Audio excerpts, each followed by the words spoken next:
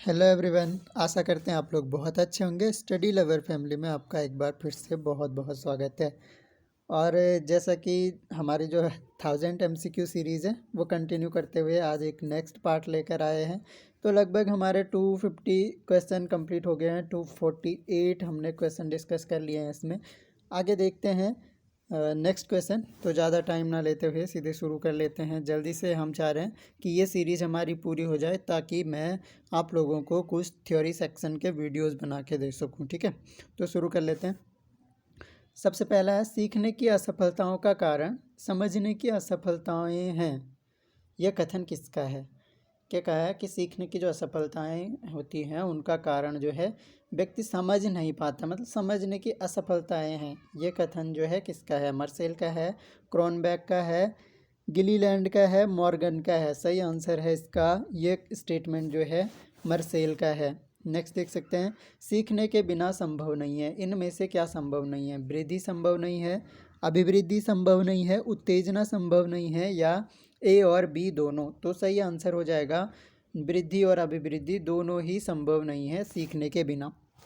Next है, सीखने के लिए विषय सामग्री का स्वरूप होना चाहिए। सीखने के लिए विषय सामग्री का स्वरूप कैसा होना चाहिए? सरल होना चाहिए, कठिन होना चाहिए, सरल से कठिन होना चाहिए, या कठिन से सरल होना चाहिए? तो सही आंसर हो जाएगा ऑप्शन नंबर सी। सीखने के लिए विषय सामग्री का स्वरूप हमेशा सरल से कठिन होना चाहिए। सरल से कठिन क्या है? एक शिक्षण का सूत्र भी है, सरल से कठिन। तो ये ध्यान में रख सकते हैं। नेक्स्ट है, कभी कभी पूछ लेता है कि सरल से कठिन क्या है? शिक्षण विधि है, शिक्षण प्रक्रिया है, सूत्र है, तो इस तरह का ऑप्शन दे देगा, है ना, तो ध्यान रखना।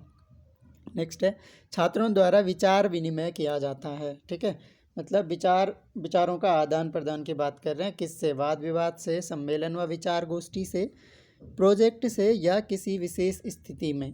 तो सही आंसर हो जाएगा ऑप्शन नंबर बी, सम्मेलन व विचार गोष्ठी से छात्रों द्वारा विचार विनिमय किया जाता है। प्रारंभिक कक्षाओं में सीखने की जिन विधियों को महत्व दिया जाता है वह है कौन सी विधियां हैं जो प्रारंभिक कक्षाओं में, ठीक है, जो हमारी 1 से 5 तक की कक्षाएं, शुरुआती जो कक्षा होती है बालक की, निरीक्षण विधि, करके सीखना, सामूहिक विधि, या वाद विवाद विधि? सही आंसर हो जाएगा लर्निंग बाय डूइंग, करके सीखना विधि जो है प्राथमिक कक्षाओं में महत्व दिया जाता है। नेक्स्ट है, सीखने के प्रकार हैं ज्ञानात्मक अधिगम, गामक अधिगम, संवेदनात्मक अधिगम, या इनमें से सभी? तो जो सही आंसर हो जाएगा, ज्ञानात्मक अधिगम भी सीखने का प्रकार है, गामक अधिगम भी है, और संवेदनात्मक अधिगम भी है। तो ये सभी, ठीक है। तो समझ लीजिए, जैसे अगर आप इंफॉर्मेशन प्राप्त कर रहे हैं, ठीक है, जैसे हम शिक्षा मनोविज्ञान के बारे में इंफॉर्मेशन ले रहे हैं, जो मैं आपको ये MCQ सीरीज़ दे रहा हूँ या कोई थ्योरी सेक्शन का वीडियो दे रहा हूँ, तो वो क्या है? एक तरह से सूचनाएं प्राप्त करना ज्ञानात्मक अनुभव है। गामक अनुभव जब आप उसको अपनी गामक क्रियाओं में, जो दैनिक क्रियाएं हैं, गतिशील जो क्रियाएं हैं, मतलब इधर उधर जाने में, तो वहाँ पर जो प्रयोग आप कर रहे हैं उसको हम बोलते हैं गामक। जो आप चलते फिरते सीख रहे हैं उसको गामक अधिगम कहते हैं। संवेदनात्मक अधिगम क्या होगा? जहाँ पर आपकी संवेदना से आप सीख रहे हो, ठीक है, मतलब इमोशंस आपको सिखा देते हैं, ठीक है, तो वो उसको कहते हैं हम संवेदनात्मक अधिगम। इमोशंस के द्वारा जो हमने सीखा है, जैसे इमोशनल इंटेलिजेंस होता है, ठीक है, और ये भी बोला जाता है कि IQ is more important then EQ। तो इमोशनल कोसेंट जो होता है या इमोशनल इंटेलिजेंस जो होती है वो हमें ज़्यादा सीखने में मदद करती है। जैसे समझ सकते हैं, अमूमन क्या होता है कि मान लीजिए कि हमारा पढ़ने का मन नहीं होता है, ठीक है, लेकिन अगर आपका किसी चीज़ के प्रति एक इमोशनल अटैचमेंट है, आपका इंटरेस्ट है उसके प्रति, और जैसे मान लो कि आप कोई पद प्राप्त करना चाह रहे हैं, सीधी सी बात है कि आप LT भर्ती परीक्षा की अगर तैयारी कर रहे हैं और आप चाह रहे हैं कि आपको LT भर्ती परीक्षा निकालनी है, किसी भी तरह से आपको टीचर बनना है, तो उसके लिए क्या है, वो आपकी संवेदनाएं उससे जुड़ गई, आपके सेंसरी जो ऑर्गन्स है उनका एक अटैचमेंट उस LT के पद के लिए है। तो अब आप क्या करोगे? अगर आपका पढ़ने का मन नहीं भी होगा तो भी क्या होगा, अगर आप भावुक रूप से जुड़े हुए हैं कि मुझे शिक्षक बनना ही बनना है किसी भी रूप में, तो वहाँ पर आप लोग ज़्यादा सीख पाओगे या फिर ज़्यादा प्रयास करोगे। तो वो संवेदनात्मक अधिगम का उदाहरण हो गया। आई होप आप लोगों को चीज़ें क्लियर हुई होंगी। तो आंसर हो जाएगा ऑप्शन नंबर डी, ये सभी जो हैं वो क्या हैं, सीखने के प्रकार हैं। नेक्स्ट देख सकते हैं, हम जो भी नया काम करते हैं उसे आत्मसात कर लेते हैं, यह संबंधित है। देखिए, आत्मसात कर लेने का मतलब होता है कि कुछ भी, मान लो अभी क्या चल रहा है, कोविड की गाइडलाइंस चल रही हैं, बोला जा रहा है कि हाथों को बार बार धोएं, ठीक है। तो हाथों को बार बार धोने का मतलब क्या है कि वो गाइडलाइंस है और आपने अगर उसको ज्यों का त्यों आत्मसात कर लिया कि बिल्कुल सही है और आपने उसको अपना लिया, तुरंत आप जो हैं अपने आदत में शामिल कर लिया कि हाथों को आप बार बार धो रहे हैं, सैनिटाइज कर रहे हैं। ज़रूर करें, अगर आपको बहुत ज़रूरी है, आपको खुद को सुरक्षित रखें, इसके अलावा अपने फैमिली मेम्बर्स को या फिर अपने फ्रेंड सर्किल को सुरक्षित रखने के लिए ज़रूरी है कि आप अपने हाथों को बार बार धोएं और इसके अलावा सैनिटाइज़ करते रहें, ठीक है। कोविड की सारी नियमावली का पालन ज़रूर करें। तो वही बात है, अगर हम उसे आत्मसात कर लेते हैं तो वो किससे संबंधित होगा, अब ये पूछा जा रहा है। आत्मीकरण के नियम से, आंशिक क्रिया के नियम से, अभ्यास के नियम से या परिणाम के नियम से। तो सही आंसर हो जाएगा ऑप्शन नंबर ए, क्या होगा, आत्मीकरण से। ज्यों का त्यों अपना लेना आत्मसात कहलाता है, तो यह क्या होगा, आत्मीकरण का नियम। नेक्स्ट है, जब किसी वस्तु को देखकर या स्पर्श कर ज्ञान प्राप्त किया जाता है तो वह सीखना कहलाता है। किसी भी वस्तु को आप देखकर या फिर उसको टच करके ज्ञान प्राप्त कर रहे हो तो उससे क्या कहेंगे हम, प्रत्यक्षात्मक सीखना कहेंगे, ज्ञानात्मक सीखना कहेंगे, साहचर्यात्मक सीखना कहेंगे या करके सीखना कहेंगे। तो सही आंसर हो जाएगा, उसको हम क्या कहेंगे, प्रत्यक्षात्मक अनुभव, या इसको मूर्त रूप से सीखना भी कहते हैं, ठीक है। तो मूर्त अधिगम भी बोल सकते हैं आप। मूर्त मतलब प्रत्यक्ष रूप से आप वस्तुओं को देख रहे हो, स्पर्श करके उससे सीख रहे हो, तो वो हो जाएगा प्रत्यक्षात्मक अधिगम या प्रत्यक्षात्मक सीखना। नेक्स्ट है, तत्परता के द्वारा हम कार्य सीख लेते हैं। कैसे सीखते हैं, धीरे धीरे, शीघ्र, अधूरा या पूर्ण। तत्परता से कैसे सीखेंगे, तत्परता से हम कार्य को शीघ्र सीख जाएंगे। नेक्स्ट है, सीखने को प्रभावित करता है कक्षा का सामाजिक वातावरण, मनोवैज्ञानिक वातावरण, आर्थिक वातावरण या प्रशासनिक वातावरण।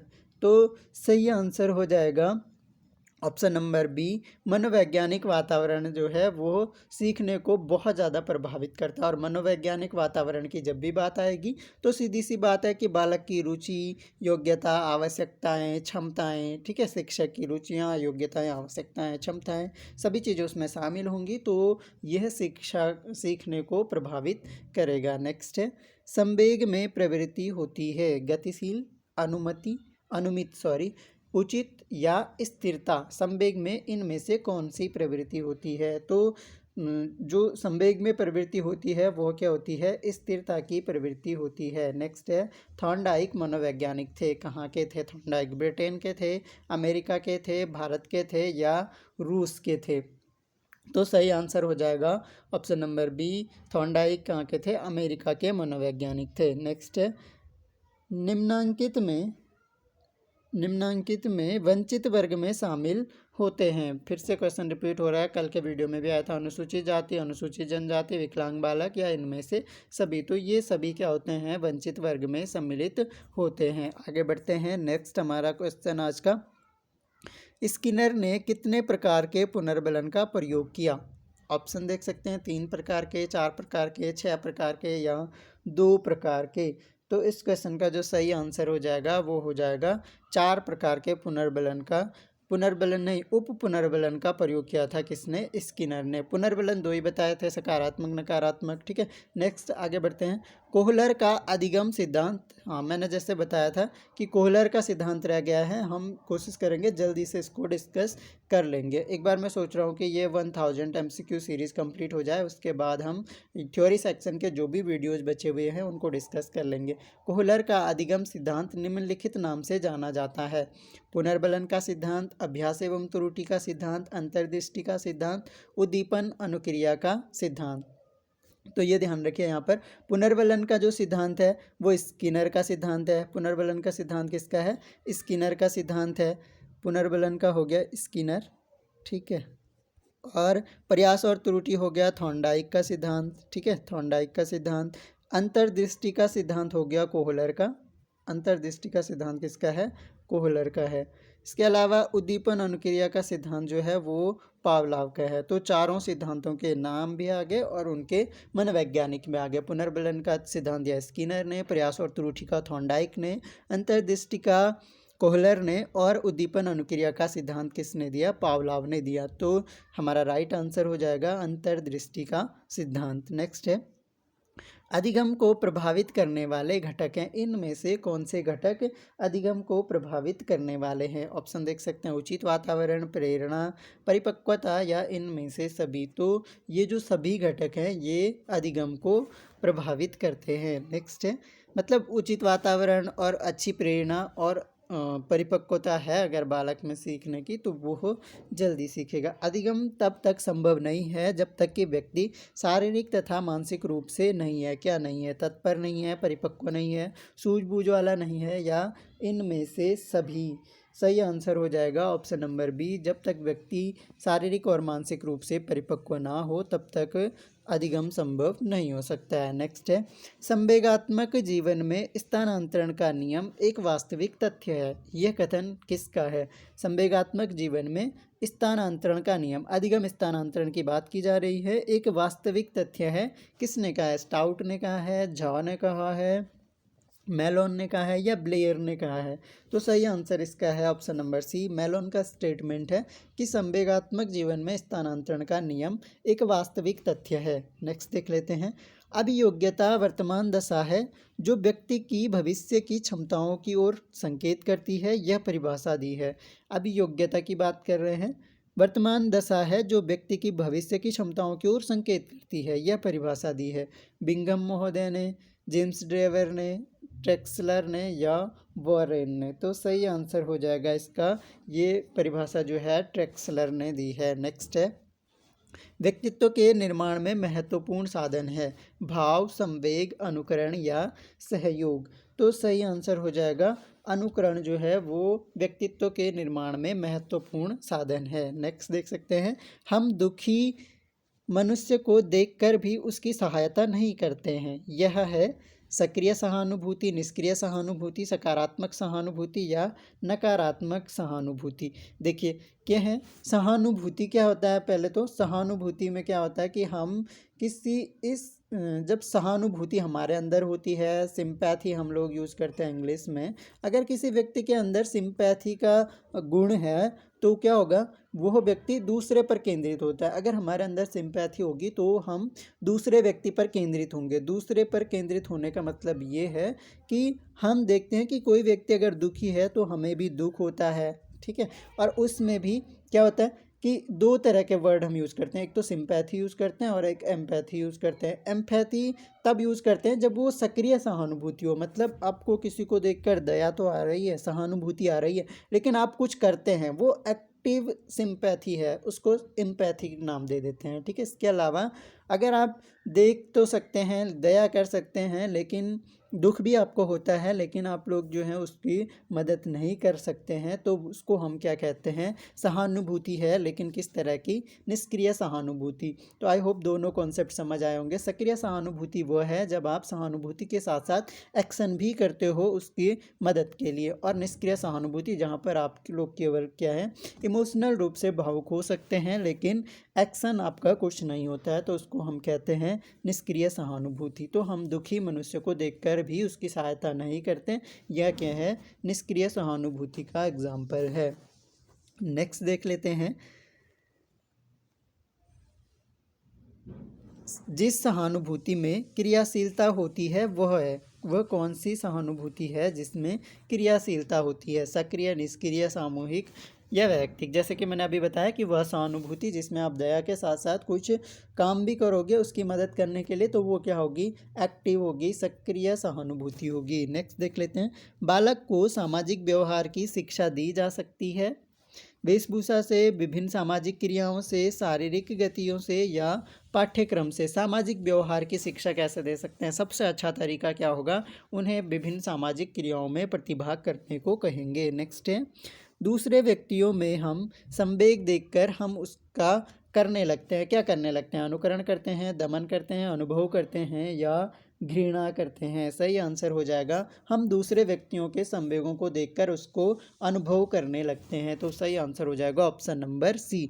नेक्स्ट है, निष्क्रिय सहानुभूति होती है, मौखिक होती है, लिखित होती है, कृत्रिम होती है। मौखिक व कृत्रिम होती है। तो सही आंसर हो जाएगा ऑप्शन नंबर डी। क्या होगा? मौखिक होगी और कृत्रिम होगी, स्वाभाविक वो नहीं होगी। ठीक है, एक तरह से दिखावा टाइप का भी बोल सकते हैं आप लोग इसको। सहानुभूति में निहित है क्रिया, प्रतिक्रिया, अभिव्यक्ति या क्रिया व अभिक्रिया। तो सही आंसर हो जाएगा ऑप्शन नंबर डी, क्रिया व अभिक्रिया क्या है? सहानुभूति में निहित होता है। नेक्स्ट है, सहानुभूति का मुख्य अर्थ है संवेग का दमन, संवेग की उत्पत्ति, संवेग का धीरे धीरे ह्रास या इनमें से कोई नहीं। तो सही आंसर हो जाएगा ऑप्शन नंबर बी, संवेग की उत्पत्ति सहानुभूति का मुख्य अर्थ होता है। नेक्स्ट देख लेते हैं, बालक में स्पर्धा को प्रोत्साहन देना है, ईर्ष्या को बढ़ावा, ईर्ष्या का दमन, क्रोध को बढ़ावा, क्रोध का दमन। स्पर्धा को प्रोत्साहन देना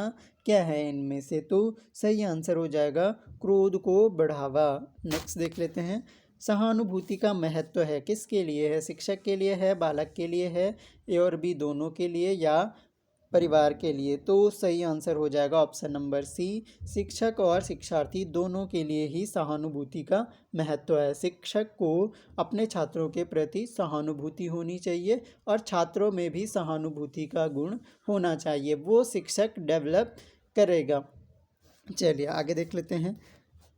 नेक्स्ट क्वेश्चन है, मोटिवेशन शब्द की उत्पत्ति हुई है लैटिन भाषा के किससे? मी धातु से, मोट धातु से, मोटम धातु से या मोम धातु से? सही आंसर हो जाएगा ऑप्शन नंबर सी, मोटम धातु से। हमने मोटिवेशन वाला लेक्चर लिया है, अभिप्रेरणा वाला, बहुत इंपॉर्टेंट है और वहाँ पर हमने डिटेल में डिस्कस किया था कि किस शब्द से उत्पत्ति हुई थी। तो आंसर क्या था? मोटम, मूव, मोटर और मोशन, इसका मतलब होता है मतलब गति प्रदान करना। तो ये हम थ्योरी सेक्शन में डिस्कस कर चुके हैं, आप लोग जाकर देख सकते हैं अगर आप लोगों ने अभी तक देखा नहीं है। तो सही आंसर हो जाएगा ऑप्शन नंबर सी।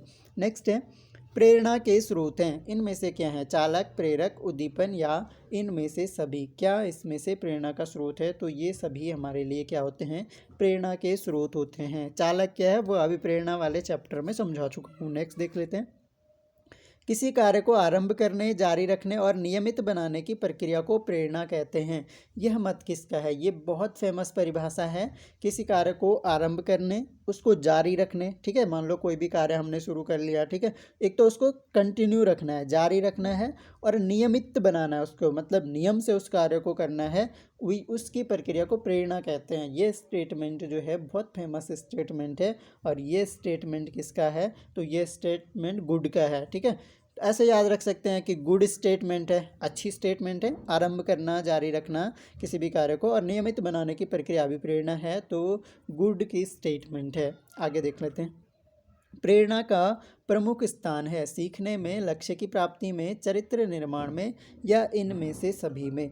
सही आंसर हो जाएगा ऑप्शन नंबर डी, इन सभी में क्या होता है? प्रेरणा का प्रमुख स्थान होता है। नेक्स्ट है, प्रेरणा होती है सकारात्मक, नकारात्मक, भावात्मक या ए और बी दोनों? तो ये भी मैं बता चुका हूँ। प्रेरणा क्या होती है? दो तरह की होती है अभिप्रेरणा, सकारात्मक अभिप्रेरणा और नकारात्मक अभिप्रेरणा। नेक्स्ट देख सकते हैं, अभिप्रेरणा द्वारा व्यवहार किया जाता है दृढ़, कठोर, उत्तेजित या अभिप्रेरित? तो सरल सा क्वेश्चन हो गया, सही आंसर हो जाएगा क्या? अभिप्रेरणा द्वारा जो हम व्यवहार करते हैं वो हमारा दृढ़ व्यवहार होता है। दृढ़ इच्छा शक्ति बोलते हैं ना, एक मतलब बल के साथ में दृढ़, जिसको हम छोड़ते नहीं हैं, वो क्या होता है? दृढ़ व्यवहार। नेक्स्ट है, जो प्रेरक सीखे जाते हैं उसे कहते हैं, हमने डिस्कस किए थे जन्मजात और अर्जित। जो हमारे अंदर पहले से मौजूद हैं वो जन्मजात, जो हमने अर्जित किए हैं या सीखे हैं वो अर्जित प्रेरक। सही आंसर हो जाएगा ऑप्शन नंबर ए। मोटम धातु का अर्थ है, ठीक है, move, motor, motion, incite to action, और मैंने बताया था कि मूव, मोटर, मोशन ये सब क्या होते हैं? मोटम का अर्थ होता है। तो सही आंसर हो जाएगा इनमें से सभी। नेक्स्ट देख लेते हैं, बाह्य प्रेरणा को कहते हैं नकारात्मक प्रेरणा, कृत्रिम प्रेरणा, व्यक्तिगत प्रेरणा या मनोदैहिक प्रेरणा? तो सही आंसर हो जाएगा ऑप्शन नंबर ए बाह्य प्रेरणा क्या है? नकारात्मक प्रेरणा होती है। प्रेरणा वही सकारात्मक है जो आपको अंदर से प्रेरित करती हो, जो सेल्फ मोटिवेशन हो एक तरह से। नेक्स्ट है, अर्जित प्रेरक के अंतर्गत आते हैं जीवन लक्ष्य व मनोवृत्तियाँ, मद व्यसन, आदत की व्यवस्था या उपयुक्त सभी। कौन से इनमें से अर्जित प्रेरक हैं? जीवन लक्ष्य, मनोवृत्तियाँ, मद व्यसन मतलब नशे का सेवन, शराब पीना, आदत की व्यवस्था कि हमें किसी चीज़ की आदत है हम छोड़ ही नहीं पा रहे हैं, तो ये सभी क्या हैं हमने अर्जित किए हैं, ये हमारे जन्मजात प्रेरक नहीं है। तो सही आंसर हो जाएगा ऑप्शन नंबर डी।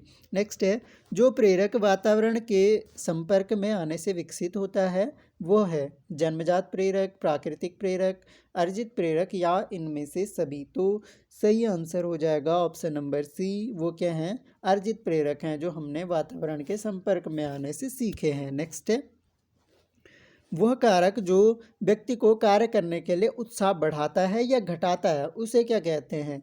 अधिगम, स्वाधारणा, अभिप्रेरणा। तो क्या कहते हैं? किसी अभिक्रिया के वेग को बढ़ा देने वाले कारकों को क्या उत्प्रेरक कहते हैं, पढ़ते थे ना केमिस्ट्री में। तो ये क्या है? अभिप्रेरण होगा। नेक्स्ट है, जन्मजात प्रेरक इनमें से जो नहीं है वो बताना है। भूख, प्यास, आदत, नींद। ठीक है, तो भूख, प्यास और आदत क्या होता है? भूख, प्यास और नींद तो हमारे जन्मजात प्रेरक हैं, हमारे साथ जन्मजात से ही होते हैं, जन्म से ही हमारे अंदर होते हैं। लेकिन आदत जो है हम स्वयं विकसित करते हैं, तो वो आदत क्या हो गया? अर्जित प्रेरक। नेक्स्ट है, फ्रॉइड ने सबसे अधिक बल किस मूल प्रवृत्ति पर रखा है? काम प्रवृत्ति, रचना प्रवृत्ति, संचय प्रवृत्ति या समूह प्रवृत्ति। तो इस क्वेश्चन का जो सही आंसर हो जाएगा वो हो जाएगा ऑप्शन नंबर ए, काम प्रवृत्ति। फ्रॉइड ने बहुत फोकस किया है काम प्रवृत्ति पे, ठीक है, काम या सेक्स पे। और इनका मानना ये है कि व्यक्ति का जो व्यक्तित्व होता है उसका संपूर्ण जीवन इसी प्रवृत्ति पर केंद्रित होता है। जन्म से लेकर मृत्यु तक बहुत व्यापक वर्णन किया है फ्रॉइड ने। ठीक है, तो देखेंगे इसको भी, अगर टाइम बना तो हम इसको भी पढ़ लेंगे डिटेल्स में। एक बार ये क्वेश्चन सीरीज कंप्लीट हो जाए उसके बाद थ्योरी सेक्शन में शुरू कर दूंगा। जितने भी टॉपिक रह गए हैं उन पर एक एक करके आप लोगों को लेक्चर प्रोवाइड करवा दिए जाएंगे। नेक्स्ट है, बालक किसी कार्य को अपनी इच्छा से करता है वह है व्यक्तिगत प्रेरणा, सामाजिक प्रेरणा, मनोदैहिक प्रेरणा या सकारात्मक प्रेरणा। अब अगर हम अपनी इच्छा से कर रहे हैं तो वो क्या होगा? एक तरह से आंतरिक अभिप्रेरणा का एग्जाम्पल है, मतलब पॉजिटिव मोटिवेशन। नेक्स्ट है, प्राथमिक आवश्यकताएं होती हैं समाज में सम्मान रखने की आवश्यकता, व्यक्ति के बनाए रखने की, विद्यालय के अस्तित्व को बनाए रखने की या उपयुक्त में से कोई नहीं। तो सही आंसर हो जाएगा व्यक्ति के बनाए रखने की जो आवश्यकता होती है वो क्या होती है? प्राथमिक आवश्यकता होती है। नेक्स्ट है, स्वाभाविक प्रेरक है। स्वाभाविक प्रेरक दंड, पुरस्कार, अनुकरण या प्रशंसा। तो स्वाभाविक प्रेरक का काम कौन सा करेगा? अनुकरण क्या है? एक स्वाभाविक प्रेरक होता है हमारे लिए, अनुकरण की क्षमता जो हमारी जन्मजात होती है। नेक्स्ट है, स्वधारण अभिप्रेरक है जो हम स्वयं धारण करते हैं, सामाजिक, व्यक्तिगत, बाह्य, चेतावनीपूर्ण, आंतरिक धारणा। तो सही आंसर हो जाएगा चेतावनीपूर्ण आंतरिक धारणा क्या है? स्वधारण प्रेरक है। नेक्स्ट है, अधिगम या व्यवहार सिद्धांत के प्रतिपादक हैं कर्ट लेविन, मैकडूगल, फ्रॉइड या क्लार्क हल। तो सही आंसर हो जाएगा ऑप्शन नंबर डी, हल का बहुत फेमस सिद्धांत है अधिगम व्यवहार का सिद्धांत। नेक्स्ट है, कौन सा प्रेरक जन्मजात नहीं है? आकांक्षा का स्तर, मद व्यसन, भूख या नींद। इनमें से कौन सा जन्मजात नहीं है? तो जन्मजात क्या नहीं होगा इनमें से? आकांक्षा का स्तर जन्मजात नहीं है और मद व्यसन भी जन्मजात नहीं है, ये हमने अर्जित किए हैं। भूख और नींद क्या हो गए? आपके जन्मजात प्रेरक होते हैं। नेक्स्ट है, नेक्स्ट और लास्ट है आज का 298 हमारे क्वेश्चन हो गए इसके साथ। विद्यालय में पुरस्कारों से हानि होती है, आनंद प्राप्ति, मनोबल में वृद्धि, उत्साहवर्धक, केवल पुरस्कार के लिए कार्य करना। तो पुरस्कारों से क्या हानि होगी कि छात्र केवल पुरस्कारों के लिए कार्य करने लग जाएंगे। तो ये थे हमारे आज के इम्पोर्टेंट एमसीक्यूज़। तो जल्दी से कोशिश करेंगे कि हम 1000 एमसीक्यूज़ कंप्लीट कर लें। 298 हो गए हैं, तो नेक्स्ट वीडियो में नेक्स्ट पार्ट जल्दी से लेके आएंगे। इसके अलावा अपना ध्यान रखें, अपने आसपास के लोगों का ज़रूर ध्यान रखें। कोविड की सिचुएशन बहुत क्रिटिकल है, तो जितना हो सके कोविड की सारी गाइडलाइंस का पालन करें और खुद को खुद को मजबूत बनाएं। ठीक है, अपनी इम्यूनिटी बूस्ट कीजिए, अपने खाने पीने का अच्छे से ध्यान रखें। Thanks a lot for listening. मिलेंगे नेक्स्ट लेक्चर में, तब तक के लिए जय हिंद।